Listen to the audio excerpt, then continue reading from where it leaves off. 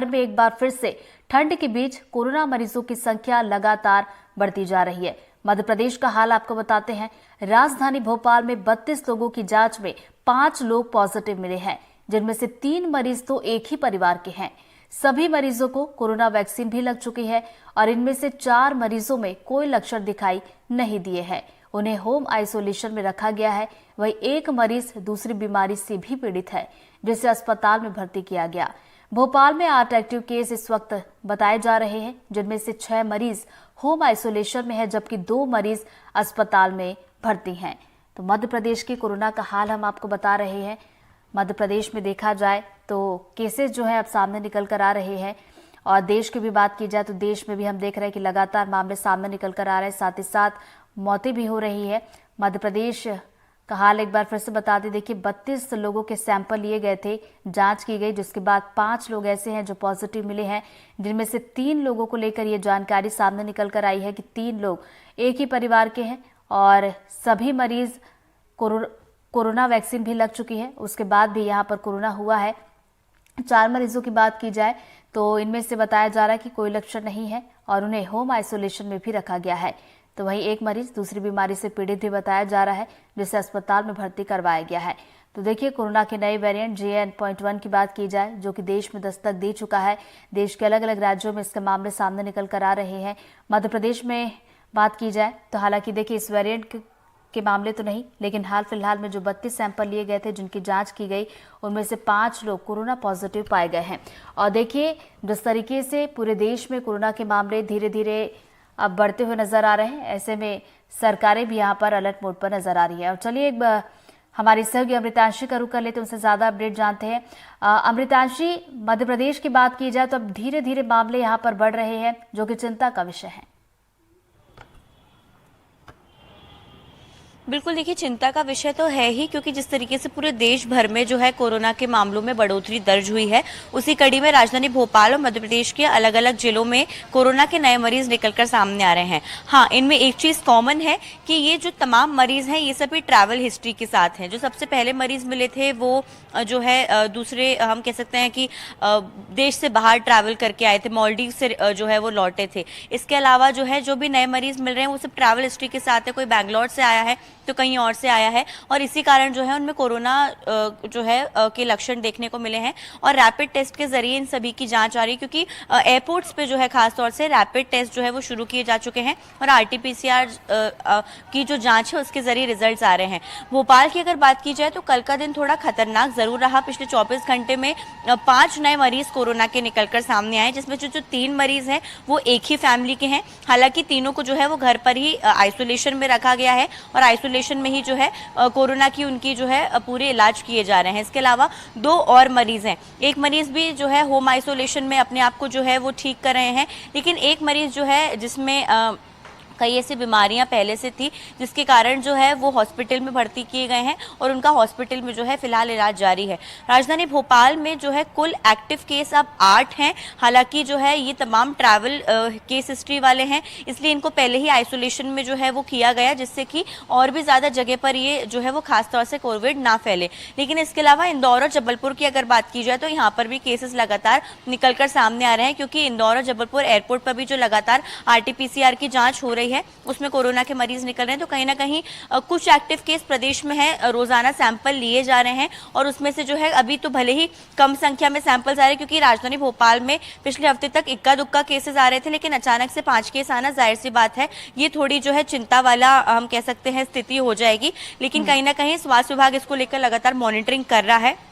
जिनकी भी reports positive आ रही हैं उनको या तो होम आइसोलेशन में या अस्पतालों में ठीक किया जा रहा है। और एक और अच्छी बात इसमें यह भी है कि कल एक मरीज जो है वो डिस्चार्ज भी हो गए हैं। तो कहीं ना कहीं स्वास्थ्य विभाग जो है वो पूरी तरीके से एक्टिव रहकर इसको लेकर काम कर रहा है। लेकिन कोरोना के जो लगातार मरीज बढ़ रहे हैं वो एक परेशानी वाला विषय है। जी जाहिर सी बात है, केसेस का बढ़ना परेशानी की वजह। अमृतांशी, आप बने रहिए हमारे साथ। दर्शकों को छत्तीसगढ़ का हाल भी जल्दी से बता देते कि छत्तीसगढ़ में कोरोना को लेकर क्या स्थिति है।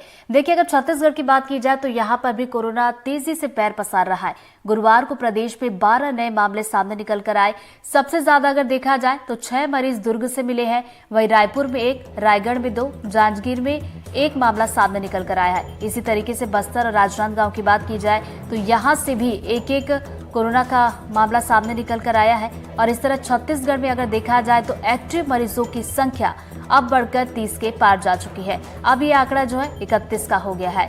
तो ये छत्तीसगढ़ का हाल हम आपको बता रहे हैं। और चलिए, ज्यादा जानकारी के साथ हमारे सहयोगी हमारे साथ इस वक्त जुड़ गए हैं। नीलेश हमारे साथ जुड़ गए, उनसे ज्यादा जानकारी लेते हैं। नीलेश, देखिए, छत्तीसगढ़ की अगर बात की जाए तो शुरुआत में एक्टिव केस कम जरूर आ रहे थे, लेकिन अब जो है 30 के पार ये आंकड़ा जा चुका है। सबसे ज्यादा मामले जो हम देख रहे हैं वो दुर्ग से देख रहे हैं।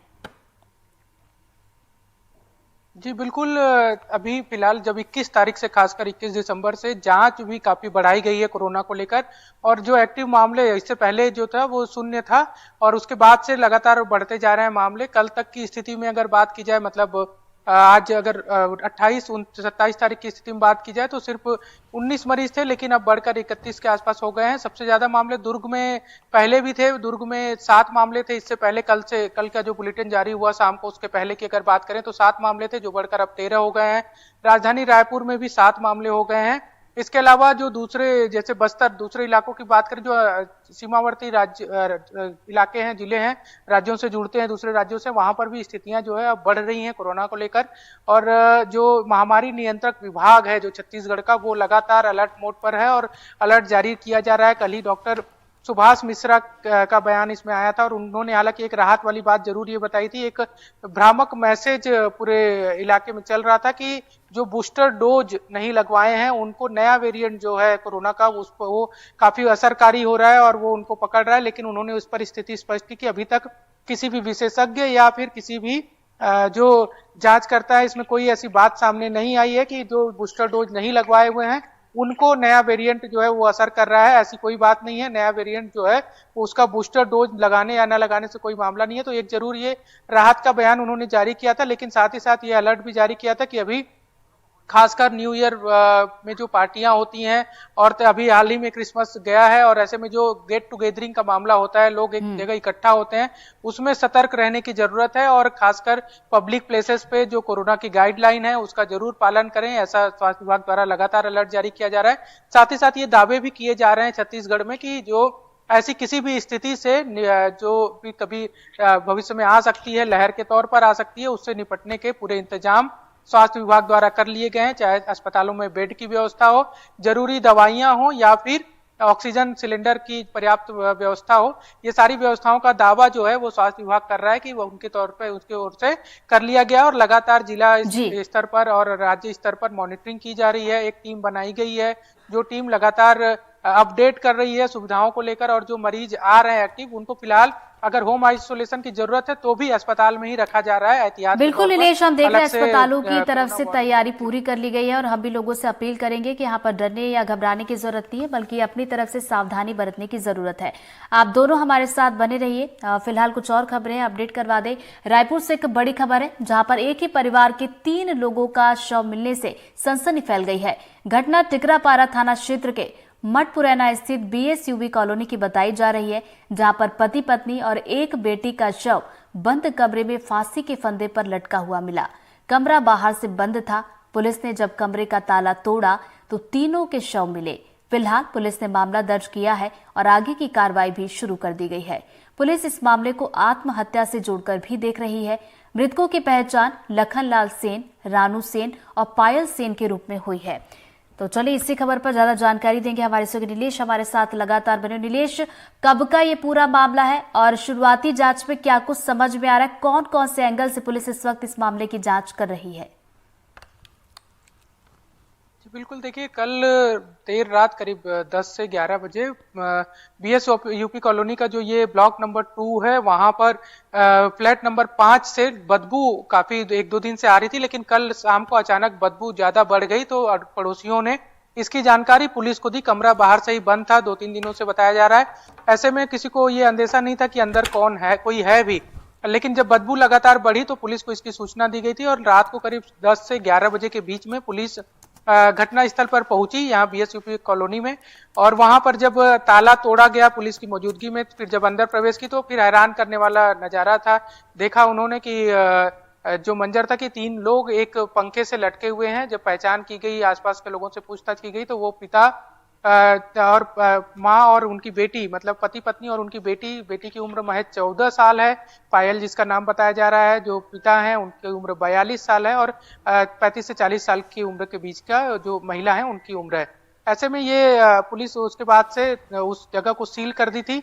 बॉडी जो थी वो मर्चुरी भेज दी गई है, पोस्टमार्टम कराने के लिए की प्रक्रिया चल रही है। और आज सुबह से फोरेंसिक टीम जो है वो जो कमरा है, फ्लैट है, वहां पर जांच कर रही है। वो जो सबूत हैं वो जुटाने की कोशिश कर रही है। और साथ ही साथ ये भी कुछ अभी तक सुसाइड नोट या इसकी जानकारी नहीं मिली है। पुलिस को कोई किसी तरह का सुसाइड नोट नहीं मिला है अभी तक, जो पुलिस ने आधिकारिक तौर पे बताया है। कोई बयान अभी पुलिस की ओर से नहीं आया है। जब भी बात करने की कोशिश की गई तो उनका कहना था कि अभी हम जांच कर रहे हैं, कुछ स्पष्ट या कुछ दिशा मिल जाए तो फिर हम इस पर बयान जारी करेंगे। फिलहाल 100 को मर्चुरी में भेज दिया गया और पोस्टमार्टम के साथ साथ जो आसपास के लोग हैं, जो इनके रिश्तेदार हैं या इनसे रिश्तेदार नाते हैं, दोस्त यार हैं, सबसे पूछताछ बुला कर किया जा रहा है कि आखिर कोई ऐसी समस्या थी जिसका जिक्र कभी किया हो इन्होंने, या फिर किसी ऐसे समस्या से जूझ रहे हो जिसकी जानकारी आसपास के लोगों को हो।